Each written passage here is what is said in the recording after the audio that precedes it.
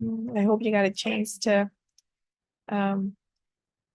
practice the meditation, do the meditation on death that we did last time. So hopefully you did get a chance to do that.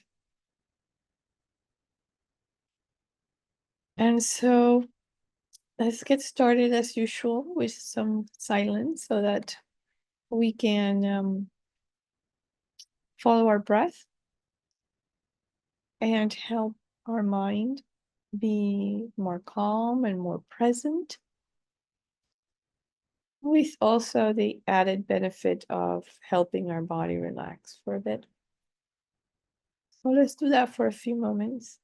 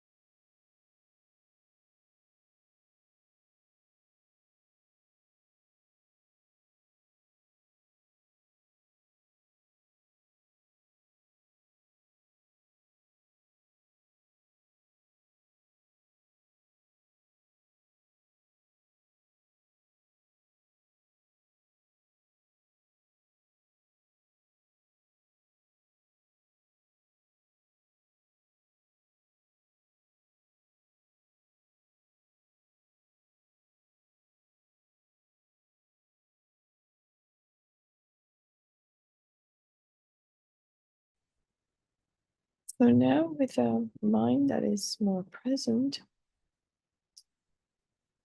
that is more tranquil, and with less noise, let's set our motivation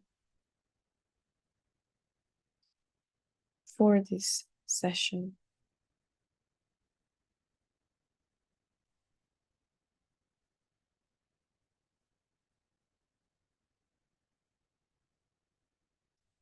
So usually we feel compelled or um, motivated to pursue spiritual practice because somehow some part of us is not quite comfortable with our experience in the world. There is something about it that doesn't quite sit well in the back of our mind. We have this thought that maybe something is not so right. We want to look beyond what we experience, what we see with the eyes. We're trying to see what's underneath our ordinary experience.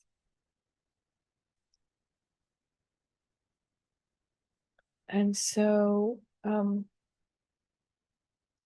of the things that often is that kind of a motivator is our experience of impermanence. Because that's definitely one thing that is not um, concordant. Yeah, our experience is not concordant with how we think it should be. Our mind projects permanence, and so we think everything is going to be okay, everything is going to always be the way it is. Things change, but not really. Yeah. And then every day we are sort of faced with examples of how that's not the case.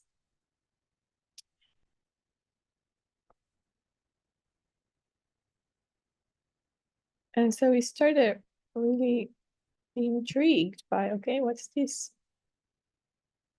mechanism? What's really going on?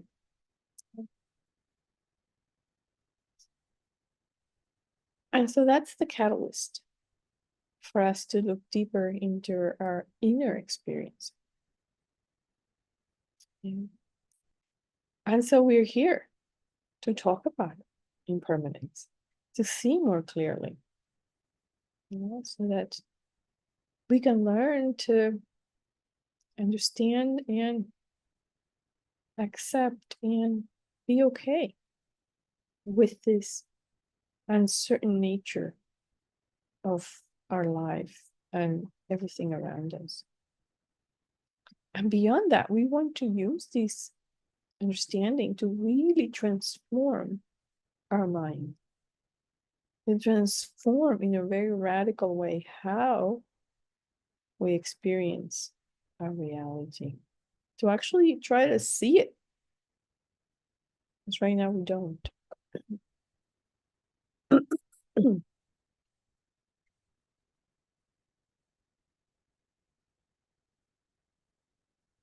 And so we're hoping then that with this transformation will come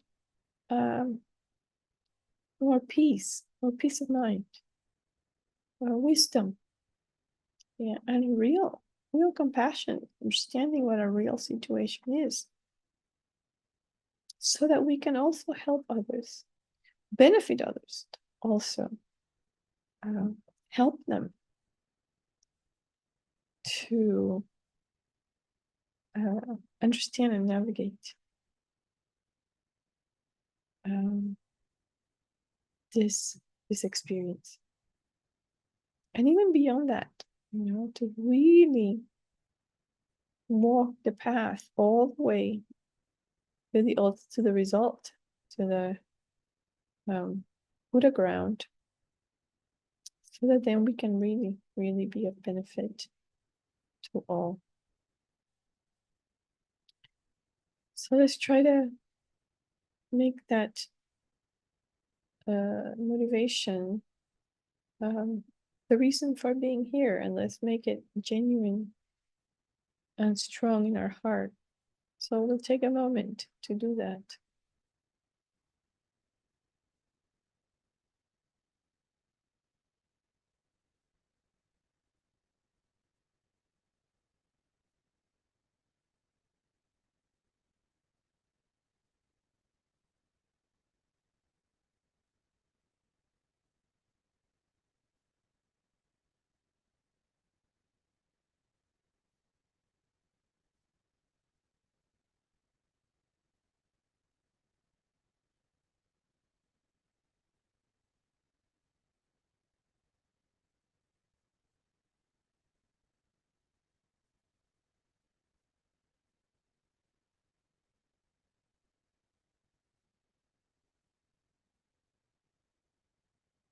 And having connected deeply with our motivation, let's then visualize Shakyamuni Buddha in the space in front of us,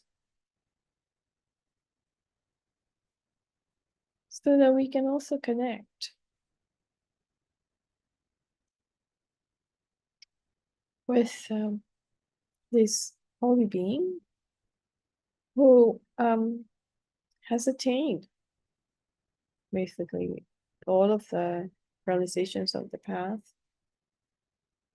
and who wants to guide us to those same accomplishments. So he represents what we want to become.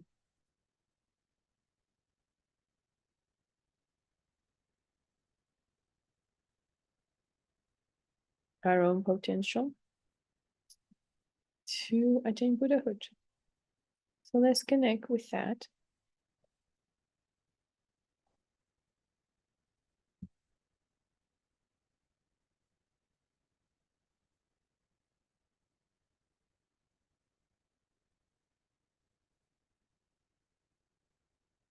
And let's feel that we're opening our heart to Buddha,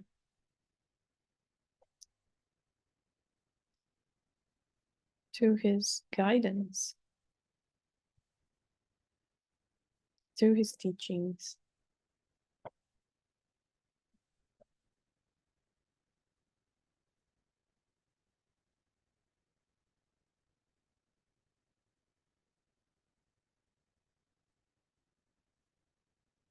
Let's also connect with all sentient beings. We can also imagine that they are here around us, around each one of us. And that we're leading them on the path to full awakening. They're also, in their very own individual way, connecting with the Buddha and the Buddha's teachings.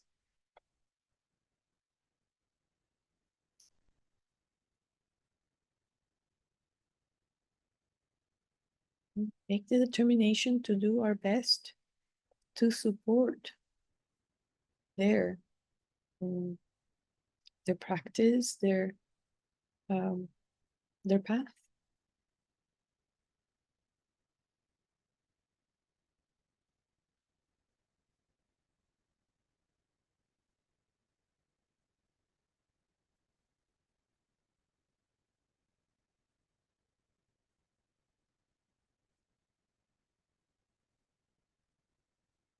And we can recite the refuge verse. I take refuge until I'm enlightened in the Buddha, the Dharma, and the Supreme Assembly. By my merits of listening to the Dharma, may I become a Buddha to benefit transmigratory beings. I take refuge until I'm enlightened in the Buddha, the Dharma, and the Supreme Assembly. By my merits of listening to the Dharma, may I become a Buddha to benefit transmigratory beings.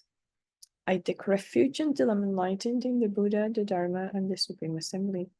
By the merits of listening to the Dharma, may I become a Buddha to benefit transmigratory beings. May all sentient beings have happiness and its causes. May all sentient beings be free of suffering and its causes. May all sentient beings not be separated from sorrowless bliss. And may all sentient beings abide in equanimity, free of attachment and aversion.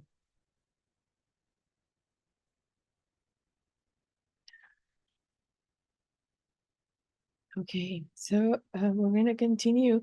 I hope you had a chance to do some of those death meditations that we practiced last time. And we're going to continue with this exploration of the Buddha's teachings on impermanence.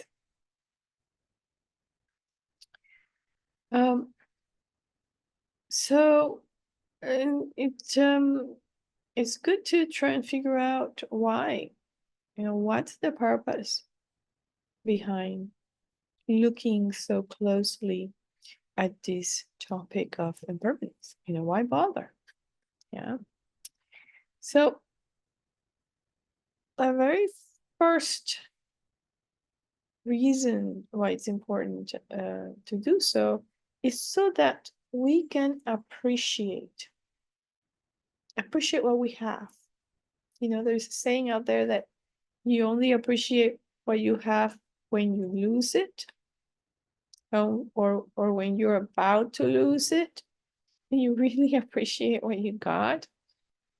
There's a little bit of that here, and that is, if we become aware that we can lose our life at any moment, then that would lead us to really appreciate what we have going right now.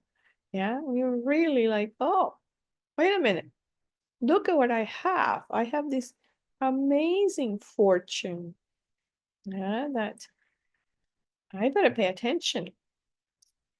And so then let's look more closely at this life that we've got, so that we can see why it's so fortunate and why be ashamed to waste this opportunity. Yeah. And so we have what is called a precious human life. And a precious human life is one that is characterized by 8 freedoms and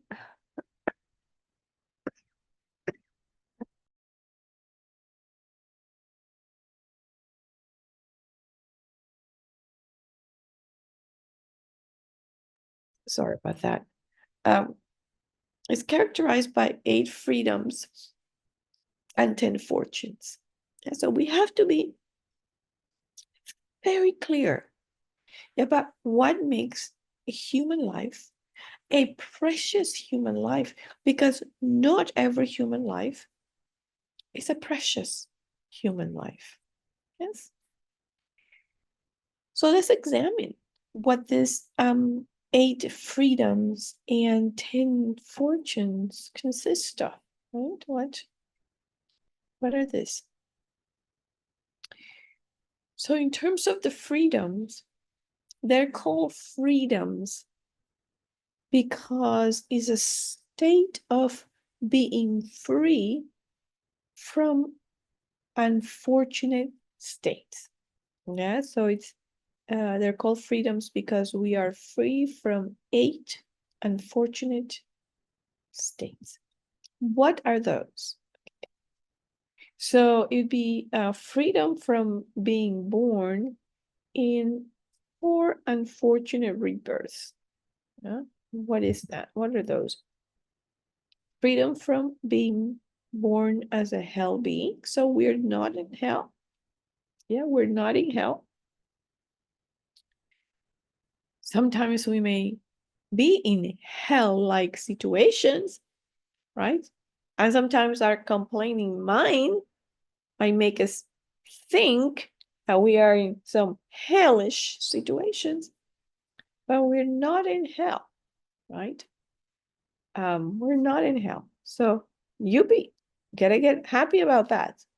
And because if we were in hell, we would be in some very, very suffering circumstances.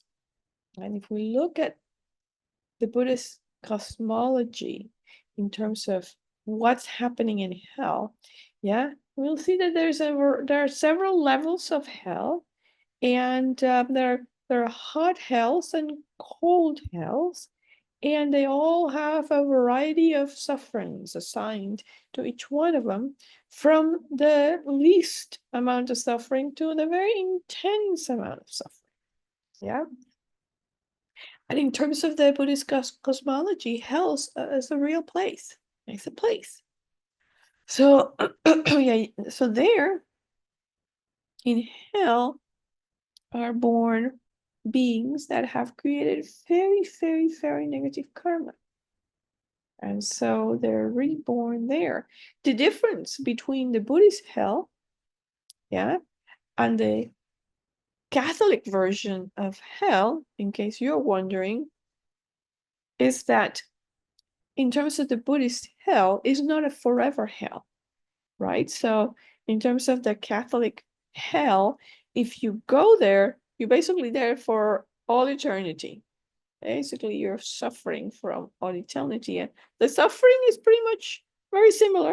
That is agony. Yeah, in some of the Buddhist hells, there's a lot of agony. There is suffering constantly, not a moment of relief. Yes, but it's not forever. It's not forever. It's also, yeah, um,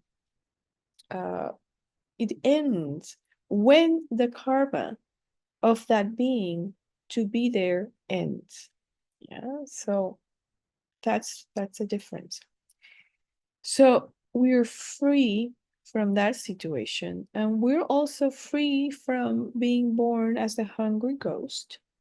Yes, hungry ghost, this other type of being that suffers from unmet needs. This has intense craving for food and water, and not being able to satiate that intense craving. It's like suffering because you're hungry and thirsty and you cannot find anything to quench your thirst or calm your hunger. So it's intense suffering. We're not there. Fortunately, we're not there. We're also not born as animals. Yeah. Um, the particular suffering of the animal realm is they don't have the same level of intelligence as a human being. Yeah.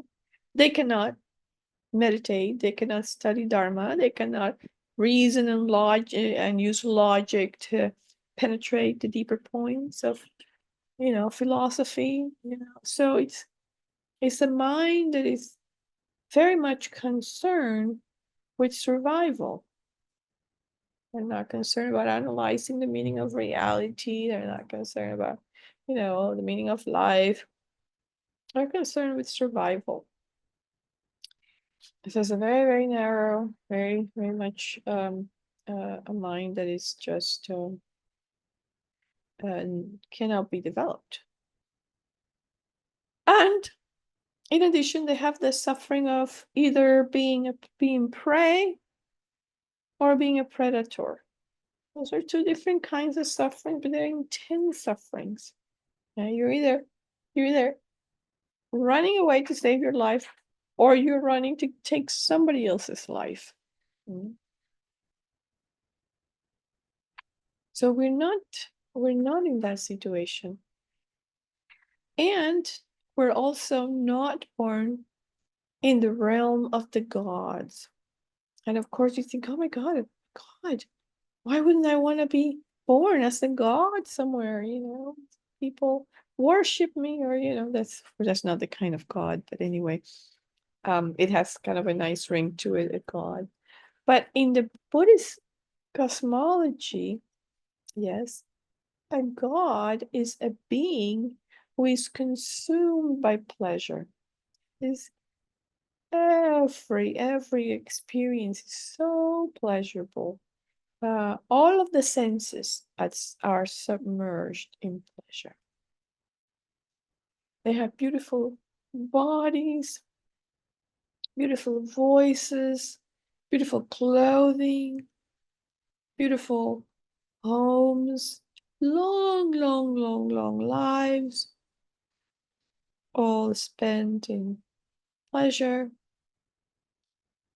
And it's precisely that pleasure that does not allow them to practice or study the Dharma. So they're consumed and they're overwhelmed by pleasure and beauty. And and it is said that when they are nearing the end of their very, very, very long life, their beauty starts to fade. Their beautiful, amazing clothing begins to tatter and get dirty. Yeah, and their hair is not so resplendent anymore. And they start to notice these signs. And every other god around them starts to notice those signs. And then they become isolated. Nobody wants to hang around them. So they become they are sort of not engaged with. Nobody wants to spend time with them. So they feel lonely. And they are experiencing all these changes. And in addition to that, they have the ability to see where they're going to go next. And since they've spent all of their merit that they've accumulated through lifetimes, they've spent all of their merit in this life full of pleasure and beauty. They know that when that ends, they can see they're going to go to a bad rebirth. So they experience a lot of suffering at the end of their life, a lot. And so that's another reason why we don't want to go there. And that's a reason to be happy not to be there at this moment. So those are the four. We are free from being in those four unfortunate situations or rebirth. So there's four more because it's a total of 8. So the next one is we are free from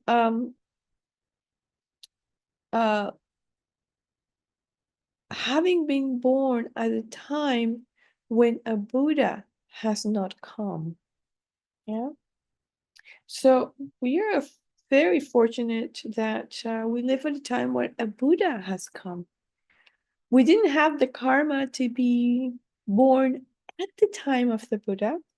We were in India when the Buddha was there, but we have benefited because he certainly came to this planet, and we have been born here. Yes. So that's a great fortune. Yeah. I'm sorry, that's one of the freedoms. Yeah. We also have freedom from being born in a place where the Dharma has not spread. Yeah. So I was born in a place where the Dharma has not spread. I was born in a place where there was no Dharma. Fortunately for me, I went to a place where I could find the Dharma, which is actually incredibly fortunate. Yes. So, and it may be that we originally weren't born in a place where there was Dharma. In fact, before 1959, in the West, there was very little Dharma. It was very hard to find Dharma in the West before 1959. Yes, after 1959, after His Holiness and lamas were forced to leave Tibet, after they were forced to basically run away and seek exile and shelter in India. You know, before that, Buddhism was not so well known. Luckily, after that, there was such an influx of wisdom, Buddhist wisdom into the West that we've all benefited. We've all benefited from that. So we were able to attain this particular freedom from being born, or being in a place where there was no dharma, where the dharma has not spread. Mm. And there's still some places, where the dharma has not quite made it. There's just some very, very minor inroads, but we cannot say that it has fully spread to those places. So certainly not. There are some people on this planet that don't have this particular freedom. And then we also have freedom from wrong views. Yeah. Some wrong views, not all wrong views. We still have some wrong views in our mind, but we also have an open mind. Yeah, we don't have a wrong view that says Buddhism is not for you. Don't even touch it. Don't go there. We don't have that wrong view. It should be a really big stumbling block. You may be living next to a lama, next to a dharma center, but if you have a mind or the wrong view that, okay, let's not go there, I don't like it, it's not for me, that's a big stumbling block. So luckily we don't have that. So we are free from that kind of an obstacle. This is a great fortune. That so some families, even though they may have a nun or a monk in their family, they still want nothing to do with Buddhism, and they have a monastic in their midst, and they still like so not many people, not many human beings on this planet have that freedom. And now, so let's just talk about the 10 fortunes. What are those 10 fortunes all about? And I'm reminding you that we're covering this because we want to identify what is this very fortunate state that we have that we don't want to waste. Yeah, that we don't want to waste. We need to be quite clear about what's this great fortune that I am missing out on, and that is going to end at some point. So it could be some point even soon. I could lose this great fortune. So let's now look at the 10 fortunes. So number one is being born as a human being. We are humans, thank goodness. Yeah, let's count our great fortune, because it could have gone the other way. Yes, and at the end of this life, it could still go the other way. So we need to be mindful of that too. We are a human now, but there is nothing that guarantee that we'll be a human after this one. There's nothing that guarantees that. We need to be quite cognizant and aware of that. And it's also said that we are born in a central land.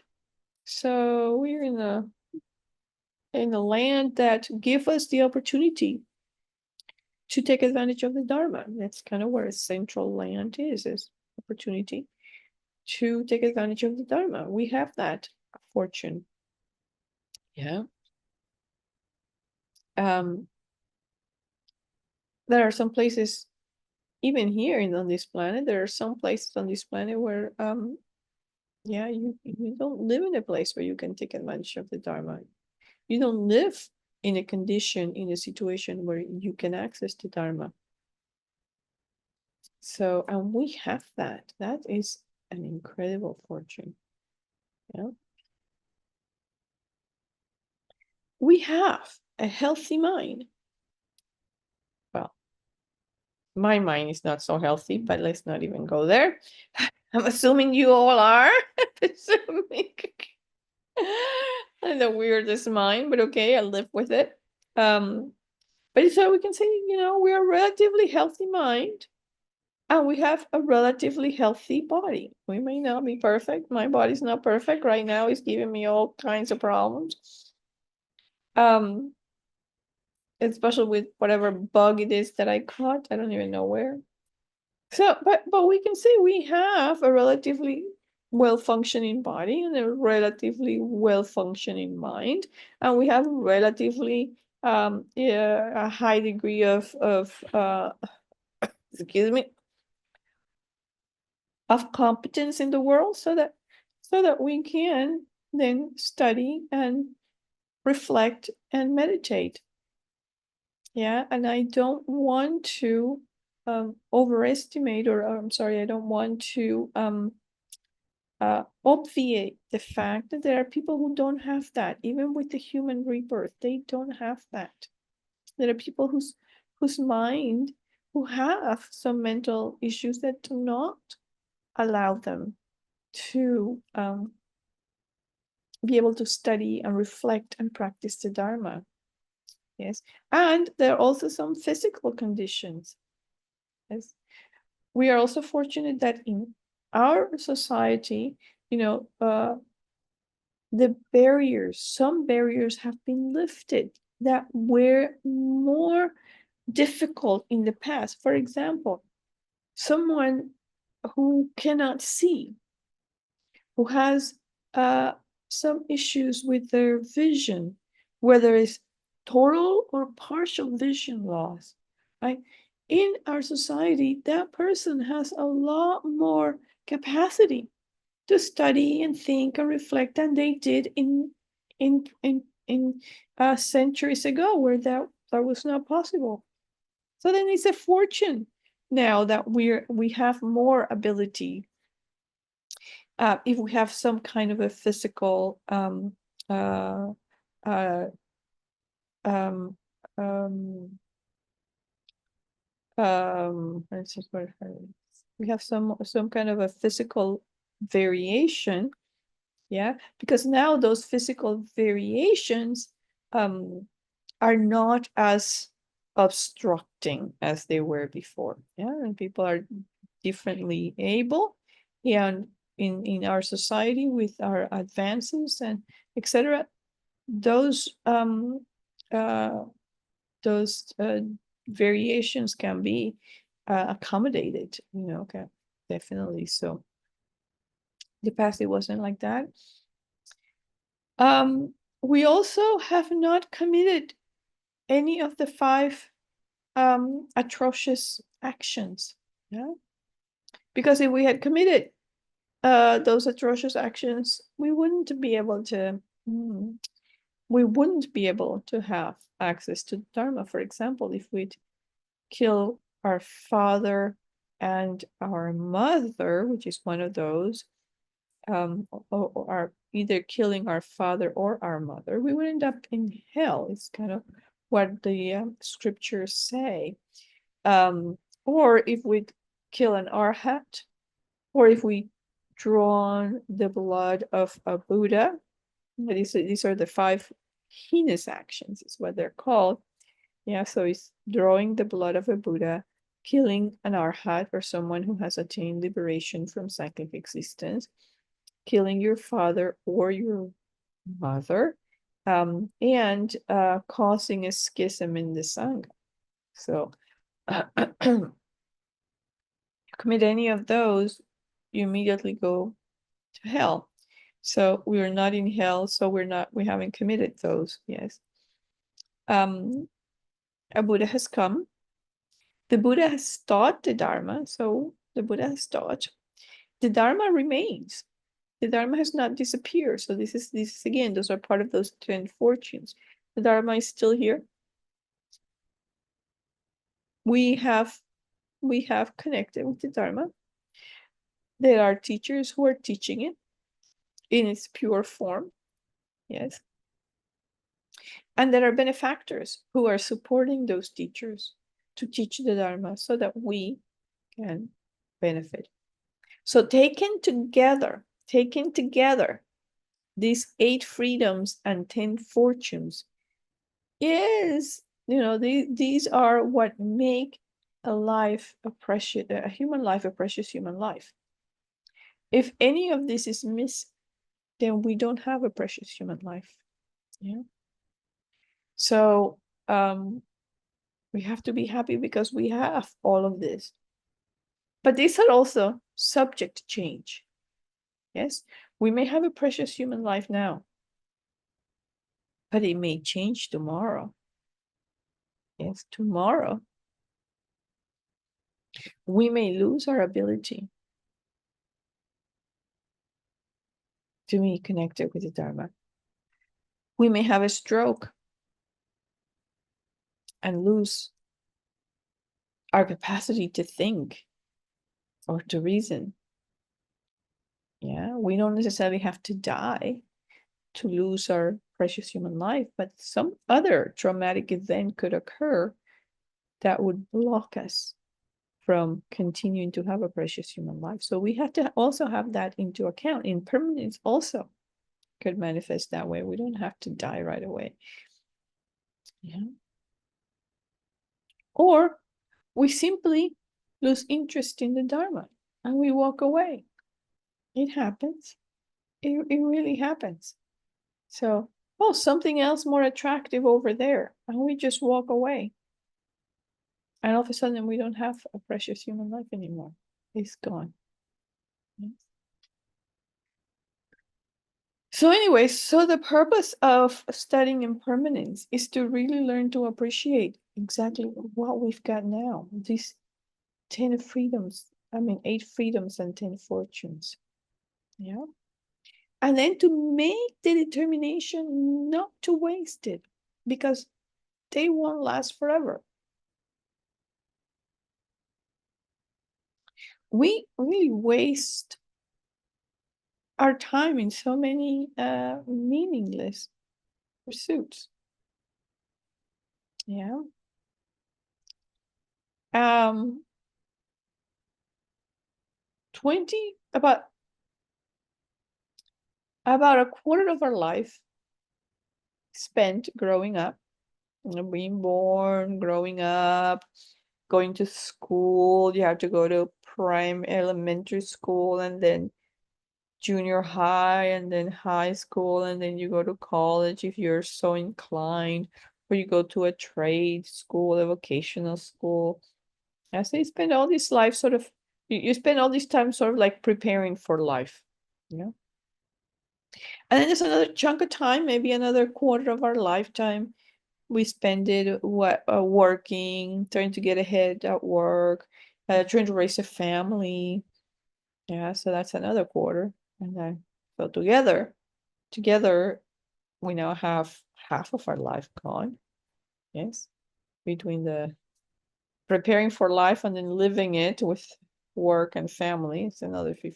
And then we have to take into account, we have to factor the time that we spend asleep. They're not doing anything, just sleeping. So that's another chunk of our life spent sleeping. Yes. And that could be another quarter of our life. And then we only have 1/4 of our life left. Yeah. And even that quarter of our life, we could just fiddle here and fiddle there. And it's gone. Yeah. Sometimes we say, oh, you know what? I really first need to be secure financially. I need to be secure financially. I need to make sure my family is secure financially. And so I'm going to dedicate my effort to my family, my career. And then when I retire, that's what I did, okay? Just talking from my own personal life. That's what I did. It's okay. I'm gonna do this thing, and then when I retire, I'll dedicate myself to a spiritual life. That's what I did. Don't I don't I'm not endorsing that kind of a strategy, okay? I'm not endorsing it, I'm not recommending it, I'm simply just stating what is for me, what's been real for me. Okay. So, and then what happens? What happens is like, okay, if we wait until we retire, and again, I'm talking about my case as an example, then you're too tired, too sick, too broke, It's like, okay, I waited, you wait until you retire, but then all these other things start sort of unraveling, right? Or possibly we say, okay, I'll do this when I retire, and then we die before we retire, or shortly thereafter, and then we haven't done anything. And so it's this tendency to procrastinate, to leave everything for later. I was a huge procrastinator. I mean, that's part of my experience, a huge procrastinator, and I've tried to change that. But anyway, so it sounds like a cliche, but it's really true. Is what we have is now. What we have is this present moment, because we don't know if we're going to be alive in the next moment. We don't know. We project that we will. We project that everybody else is going to be also alive in the next moment, but we don't know. Yeah. And we haven't come to terms with that. We haven't really gotten it deeply. And so that's what this teaching is all about. Yeah.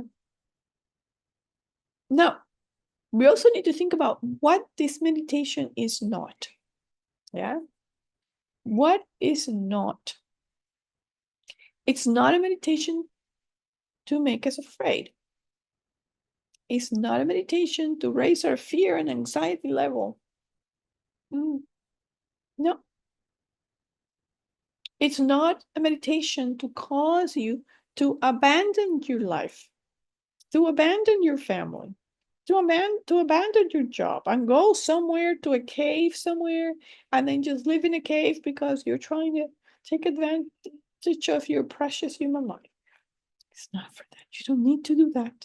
That's not what it is. Yeah.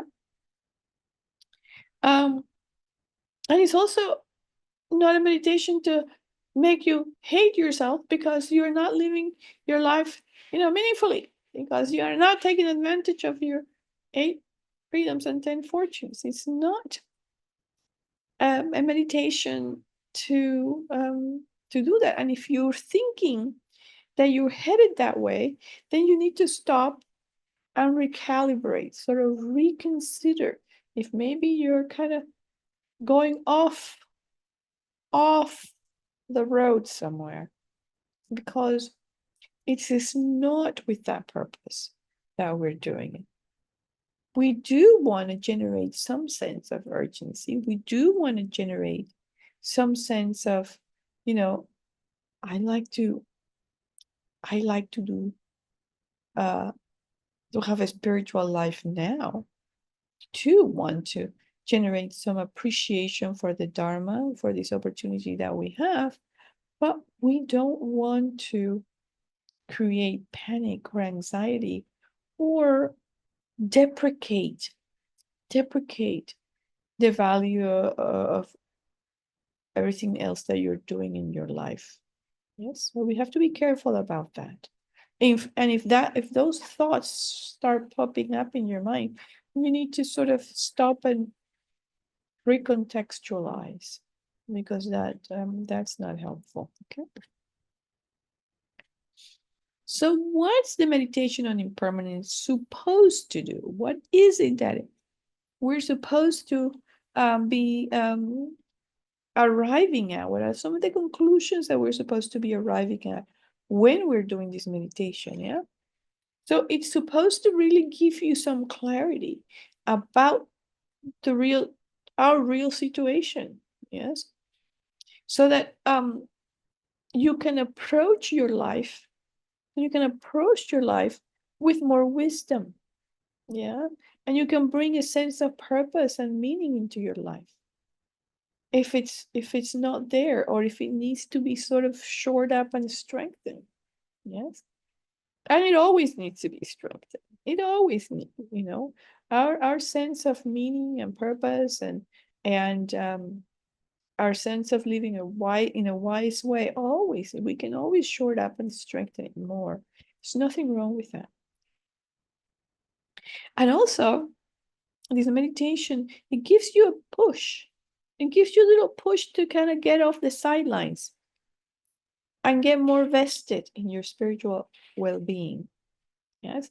And a recognition that your spiritual well-being is inextricably tied to the well-being of others. Yeah. So kind of it lights a little fire under your feet. But not a blaze, okay? Not a blaze. Just kind of like a warm sense of, ooh, okay, ooh. But not like, you start screaming because your feet are burning. Something's wrong. Okay. So anyway, the other thing is that when we start thinking seriously about death, we have to start also considering what comes after that. What comes after death? Yes.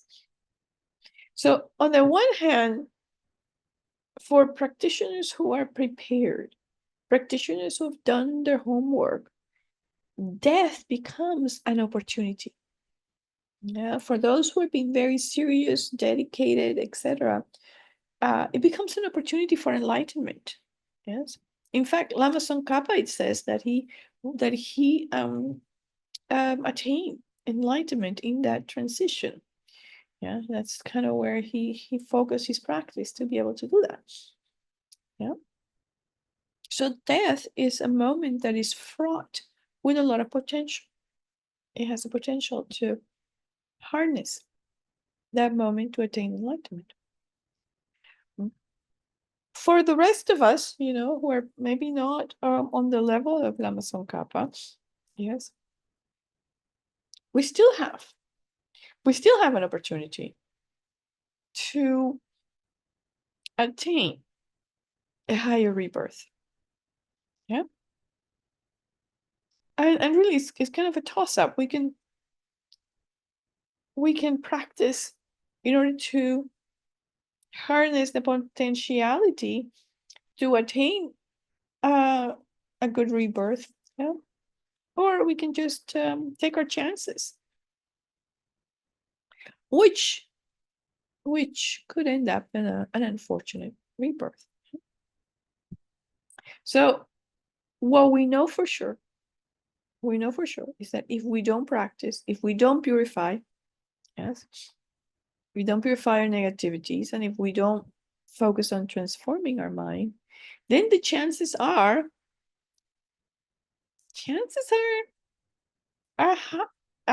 high, that we may end up in an unfortunate rebirth.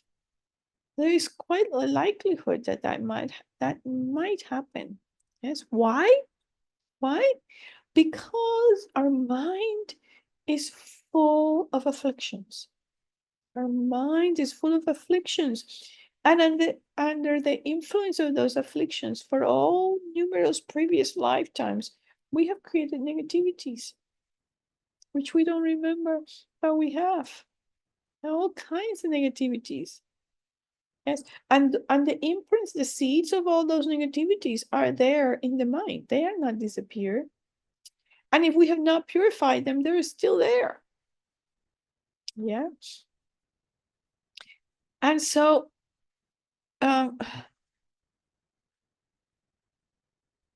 during each one of those numberless lifetimes, we've created numberless actions, most of them negative. Yes. And so that's all in our mental continuum. The possibility of one of those negative actions ripening at the time of death, when we've not practiced, when we've not familiarized ourselves with the process of death, when we've not purified, it's really high. It's high. Yeah. So that's our situation in a nutshell, really. So now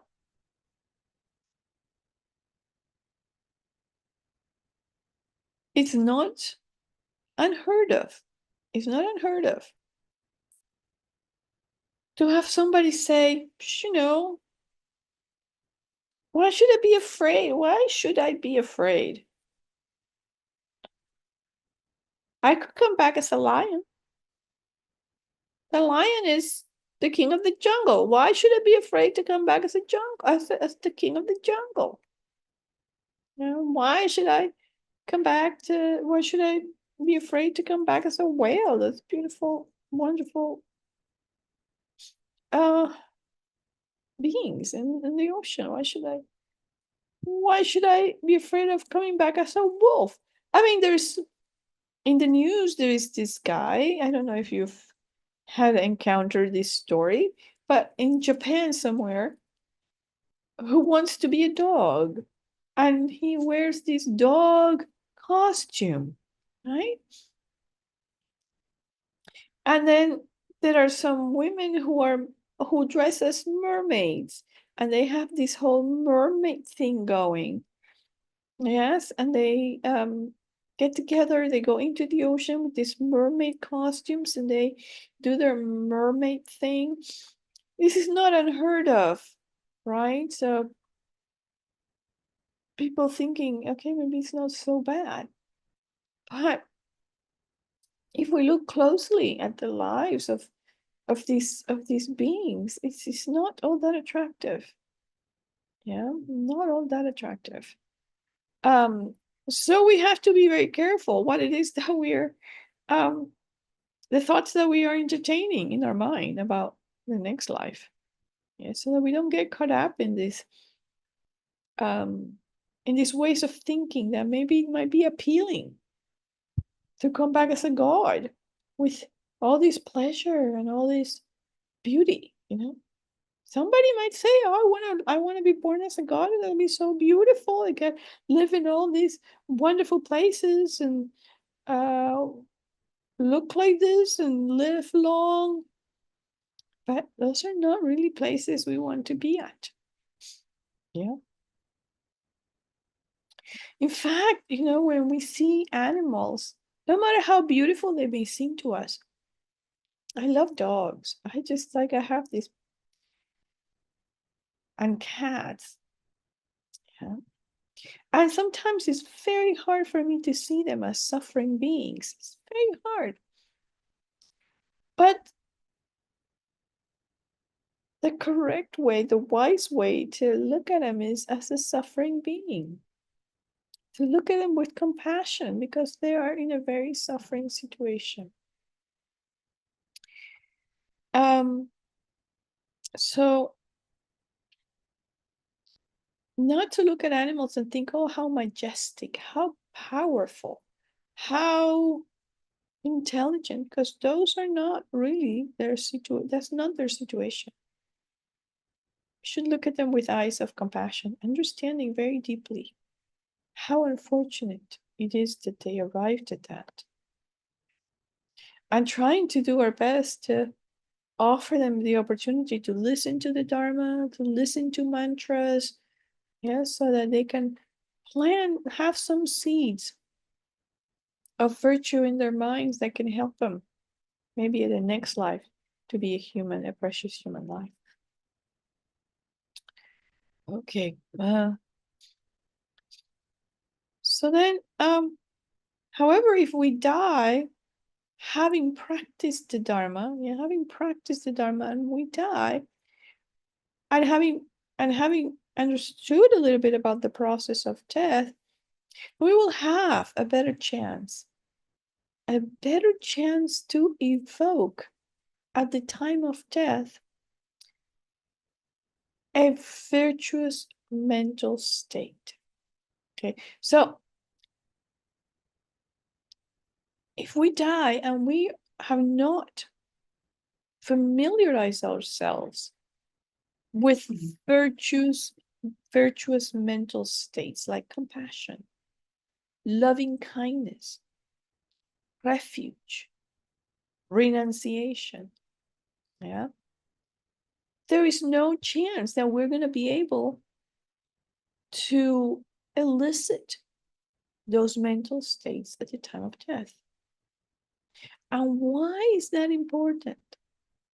Because if at the time of death we can connect with one of those mental states, passion, loving kindness, refuge, if we can, in the midst of what's going on, focus on bringing that up in our heart, in our mind, then having done that, that mental state will create a conducive environment, a conducive mental environment where the seed of a positive karma can ripen and propel a fortunate rebirth.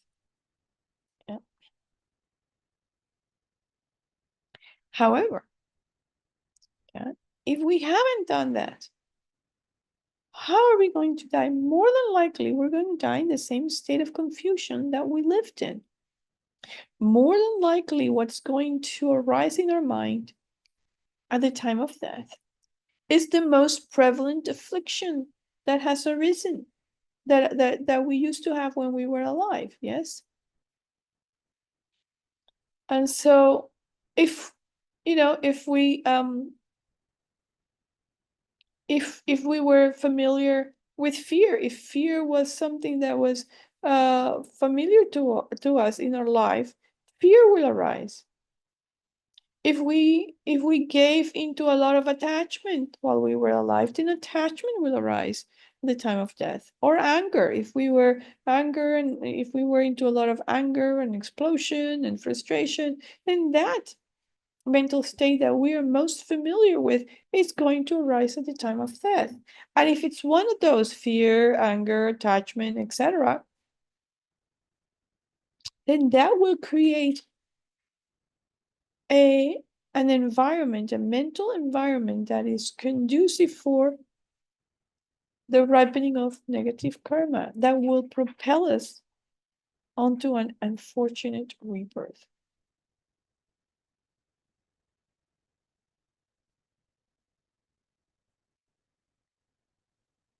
And so that's what we need to be clear about. Yeah. And then we need to start thinking, oh geez, what's my most prevalent mental state now that I'm alive? Because that's exactly what's going to come up when I'm dying. So we have to transform our mind now so that our most prevalent mental state is not anger, but compassion or refuge or renunciation or equanimity or one of those. Yeah. Yeah, I want to make a parenthesis because here to talk about something that we need to be aware of, right?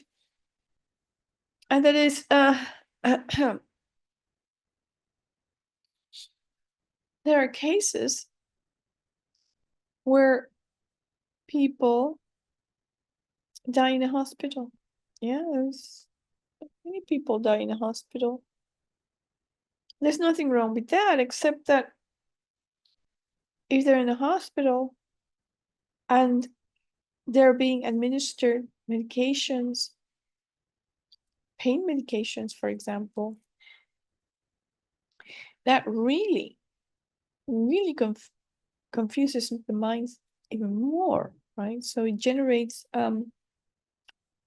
those medications make the mind very unclear, and there is a lot less opportunity to work with the mind under the influence of pain medications. It's more difficult to remember virtue like love, compassion, etc. So we have to be aware that it could be us. It could be us trying to practice, trying to come up with a virtuous thought when you're under the influence of pain medications. Now, I am not advocating for pain. So I'm not advocating you to say, no, I don't want any pain medications. That's not the point. Yeah. I'm not saying that it's bad to have pain medications. I'm not saying that. Yeah, um I'm not saying that people should die in pain. That's not the point. But the point is to really understand that even if we have practiced the Dharma, still we may be in a situation where it may not be easy to bring about a virtuous mental state. Yes. And so that's also very sobering. That's also very sobering. Because it may be out of our control. Yes, it may be that, yeah, we may not have all of our wits about us. We will be more compromised mentally than we think we would. So that's another factor to consider, as we're sort of trying to come to terms with our death, our future inevitable death. And it's that we don't know what the circumstances are going to be.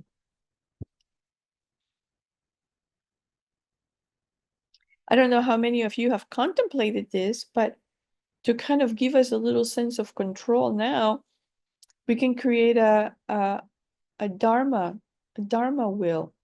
Yeah, so that's something that we did at the monastery, which I find very useful, and that is, you ask somebody, listen, if I'm in this situation, if I'm dying, I want you to be with me, and I want you to do this for me in terms of my dharma practice. I want you to read these prayers. I want you to recite these mantras.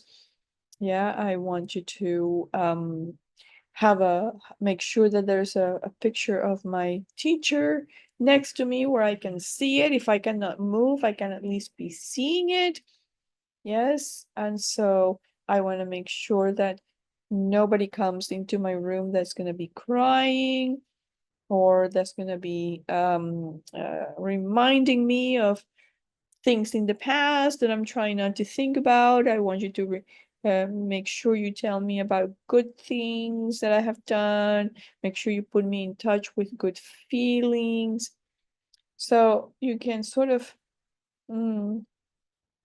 put together a plan like that with somebody, so that even if you are not very clear as you're going through your death process, that there's somebody else there who is clear and who's making sure that you are in contact with your Dharma practice, with your teacher, and that is helping you evoke all of this virtuous state of mind, compassion, loving kindness, refuge, renunciation. So that person is sort of guiding you with things that you have given them beforehand, and they're guiding you so that you can be listening and sort of trying to follow as best as you can to generate an environment, a mental environment that would allow the best chance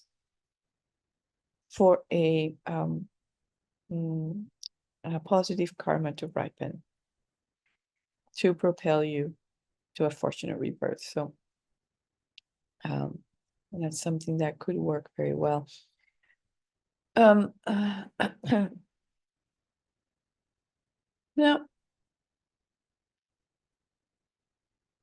and I want to just mention a little bit about fear.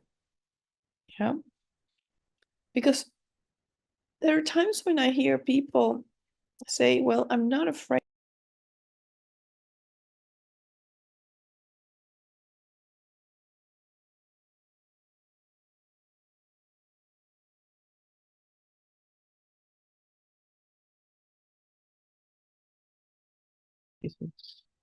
So there are times when I hear people say, I'm not afraid of death. I got it under control. Yeah. And so, yeah, okay. Okay. So I tend to be a little bit skeptical about when I hear that. Yeah, to be a little bit skeptical. I try not to say anything, right? But like, I don't want to burst their bubble. But at the same time, it's like, we need to look at that a little closer.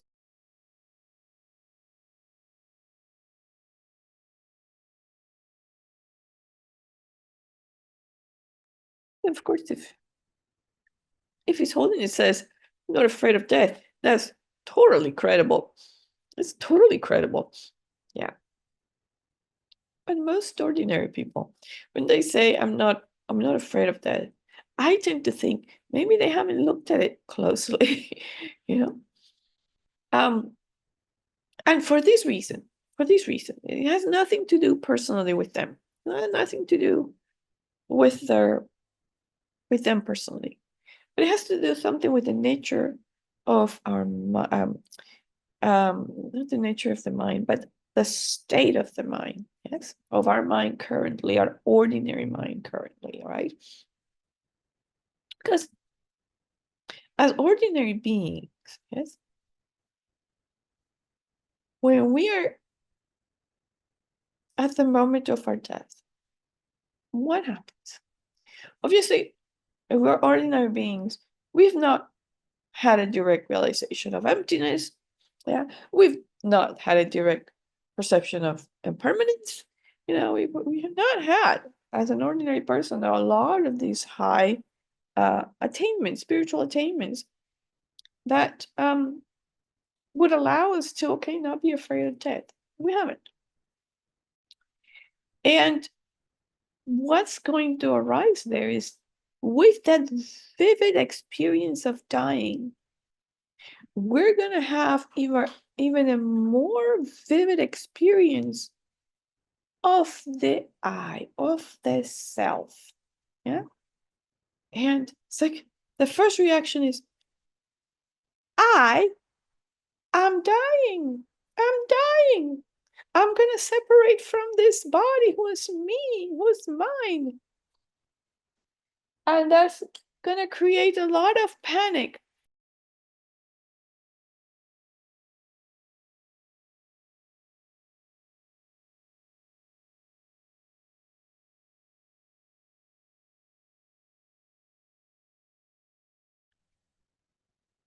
So what's going to happen is this ignorance in our mind that grasps at this I that we perceive to that we apprehend as existing inherently, and we grasp at that, and that grasping is going to be even more vivid at the time of death, because we know we're going to be separating.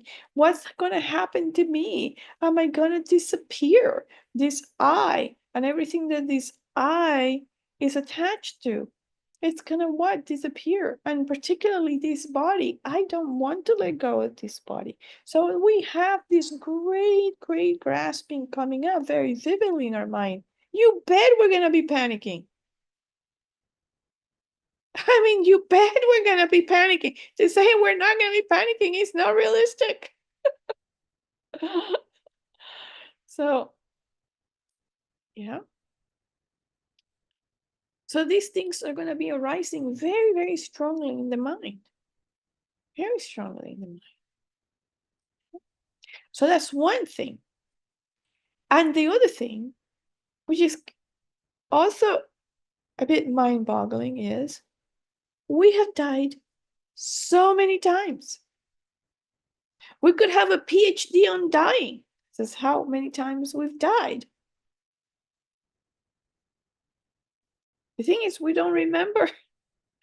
We don't remember. Oh, we've died numberless times. Yes. So, so the lack of memories about our prior deaths, combined with the lack of understanding of what comes after death, that also adds to the fear. Yeah, that also adds to the fear. What comes after that? Some people think after death, I disappear, or I may go to heaven or hell. And then they're going to be afraid, like, am I going to go to hell? Oh my goodness. Yeah. So it is definitely a time where fear comes up. And your handout talks about two kinds of fear. Yeah, the handout talks about a fear that is called a positive fear, and it also talks about a fear that's called a negative fear.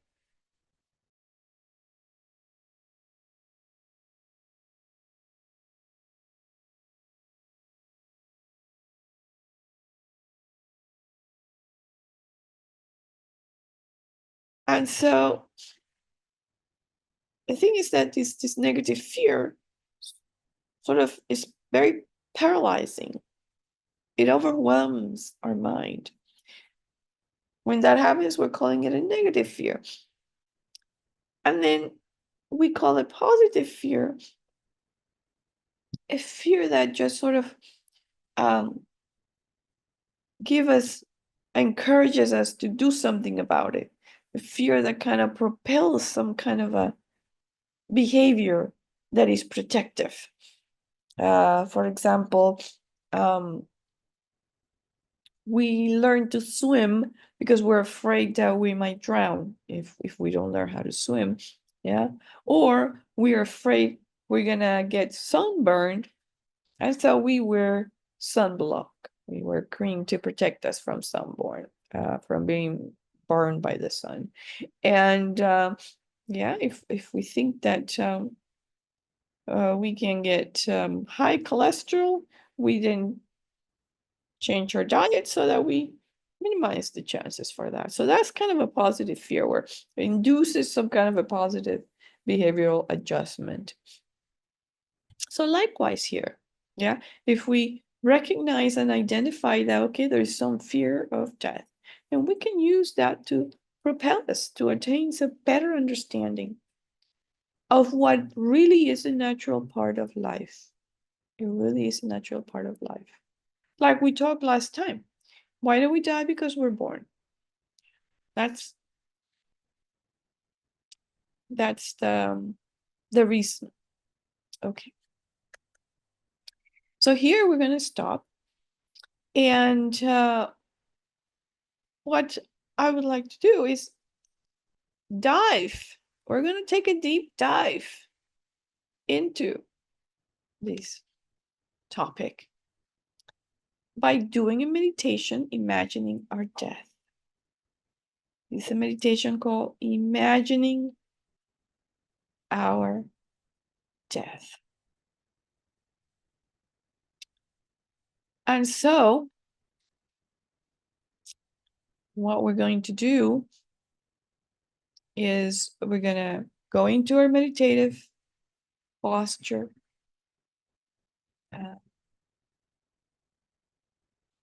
Make sure that we're seated in a proper position, our back straight. We feel supported by our seat, whether it's a cushion or a chair. And we're going to take some cleansing breath. Three deep breaths to kind of anchor ourselves in our body, in our space.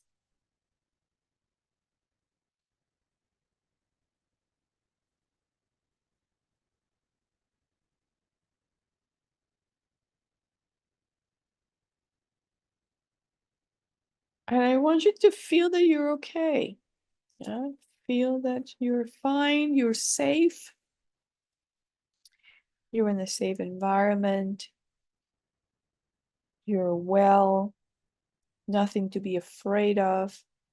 This is just an exercise, an intellectual exercise that is necessary because you want to understand some things about this dying business.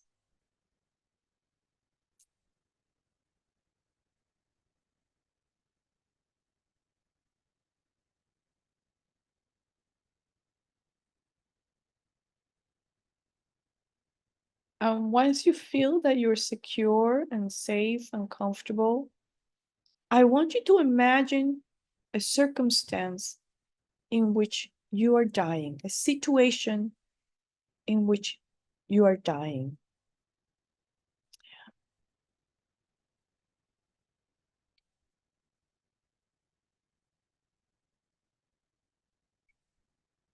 And try to picture it as clear as possible where you are, how exactly are you dying, who's around you. what's happening around you.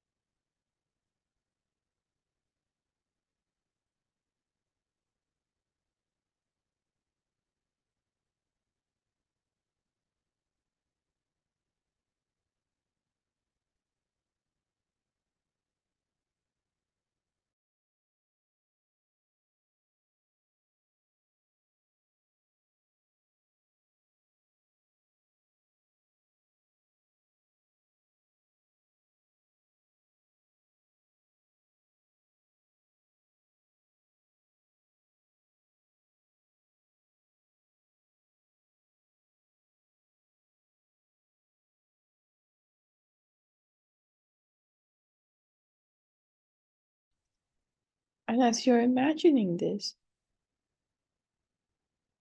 try to determine, how do you feel about dying?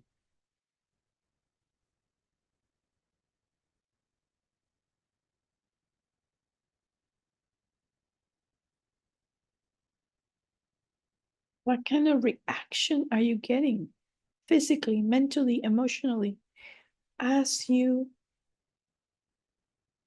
detail this, the circumstances of your death? What buttons are being pushed?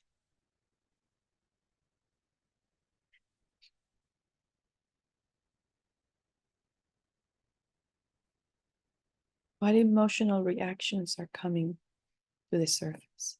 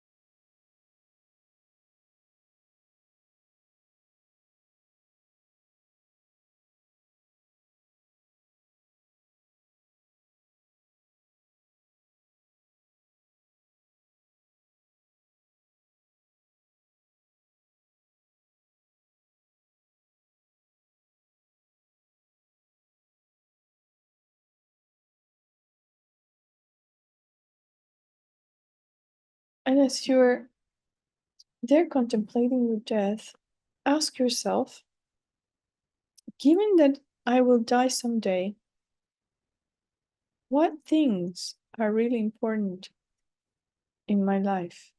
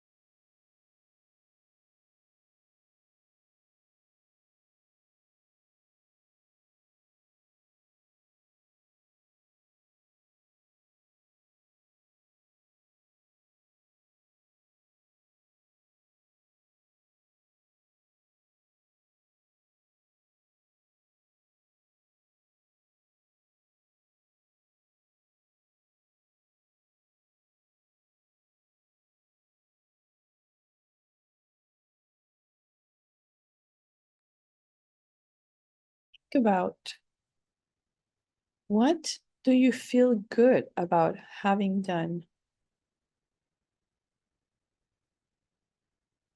in your life? What do you feel good about having done?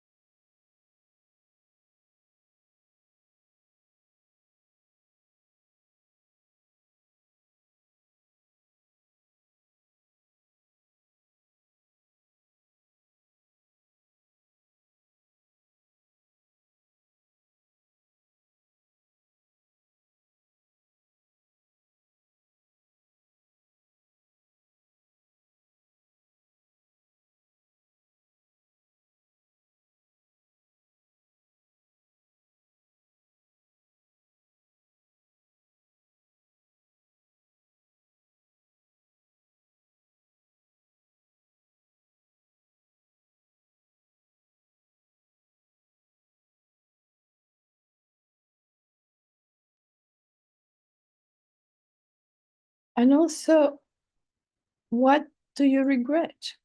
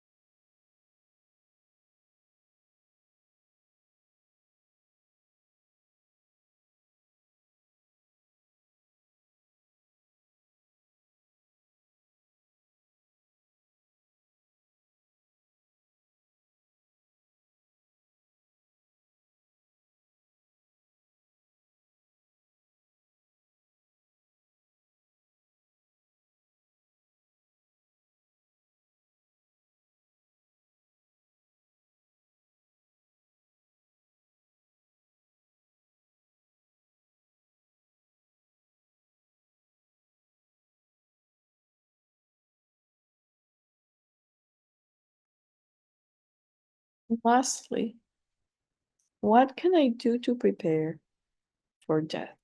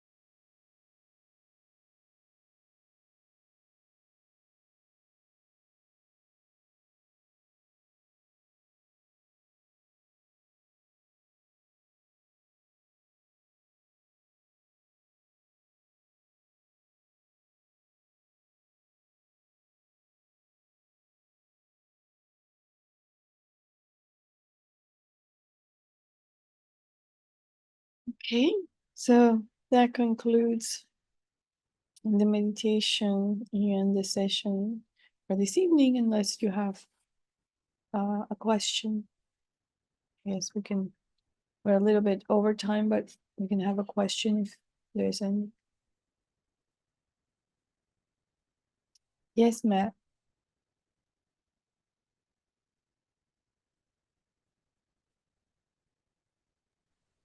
Can you hear me now?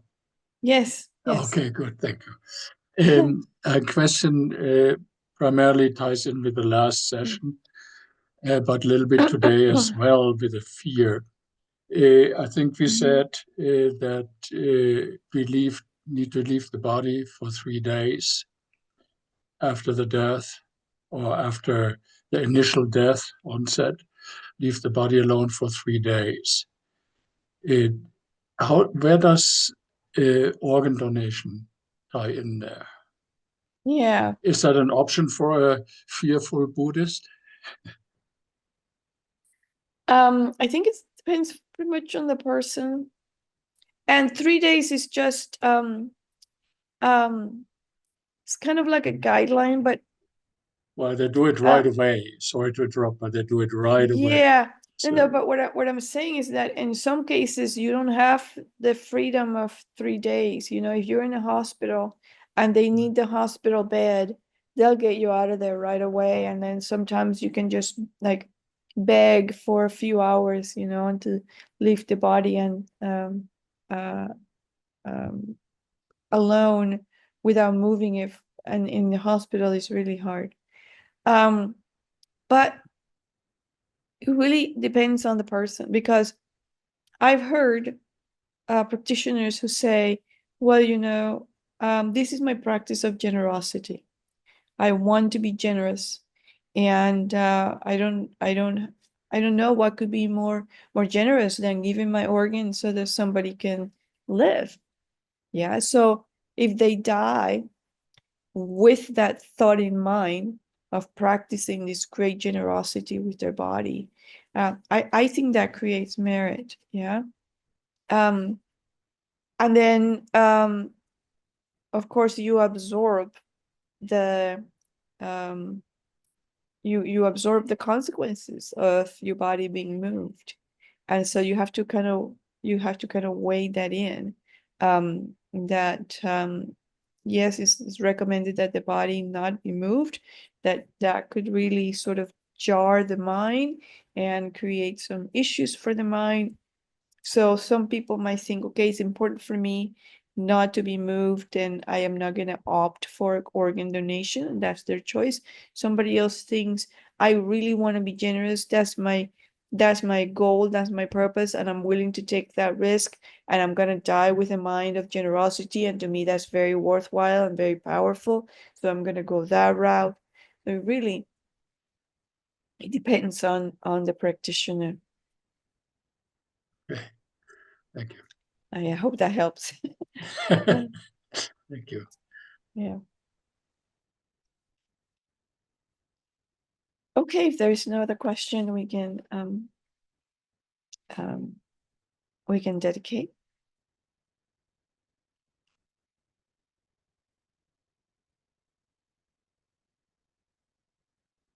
May whatever virtue I've collected benefit the teachings and all transmigratory beings, and in particular may cause the essence of perfect, pure Losang Draka's teachings to shine forever. May the precious Supreme Bodhicitta not yet born arise and grow. May that arisen not decline but increase more and more. In the land encircled by snow mountains, you are the source of happiness and good. All-powerful Shenrezig Tenzin Gyatso, please remain until samsara ends. Peerless teacher and assembly of the children of the victorious ones, Shravakas and Pratika Buddhas, victorious Losang, father and sons, along with the lineage masters, all the objects of refuge of infinite lands, please bestow the virtue and goodness of accomplishing this prayer here and now. Holding and spreading the Muni's precious and complete teachings through explanation and practice, you wear the armor of patience that is never discouraged. Incomparable Venerable Guru, to you I make request. While striving single-pointedly for the sake of the victorious one's teachings, the sole gateway through which all benefit and happiness emerge, and for other living beings, you suddenly departed to peace. What a great loss. I think there's a verse missing from the last dedication. Nevertheless, through the undeceiving truth of the blessings of the ocean of the three jewels and the great waves of bodhicitta of the children of the victorious ones, may the smile of reincarnation swiftly beam in glory for fortunate disciples. Thank you. I appreciate that. Okay, so thank you very much.